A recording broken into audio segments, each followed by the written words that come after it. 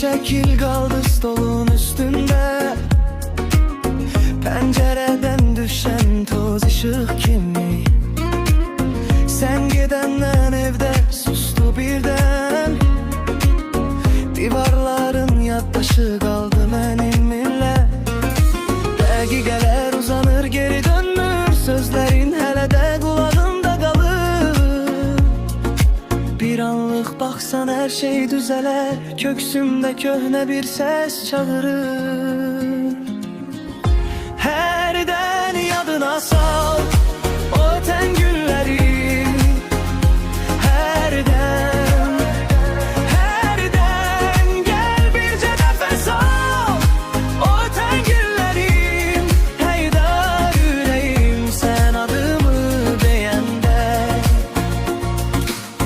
Tramvay sesi kimi geçir akşam. Küçede addımlar senden izahtarır. Çay stəkanımda soyuyur vaxt. Gülüşün içimde hələ də yanır. Dəqiqələr uzanır geri dönmür, sözlerin hələ də qulağımda qalır.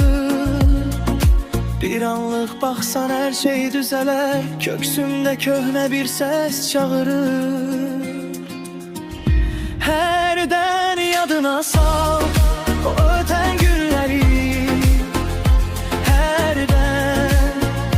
Hərdən gəl bircə nəfəs al o ötən günləri. Qaydar ürəyim sən adımı deyəndə. Bəlkə də gec deyil bax bu şəhərdə. Hələ eyni qoxu var yağışdan sonra. Mən səni unutmadım, sən də unutma. Bir yol, bir gün, bir baxış yetər bura. Hərdən yadına sal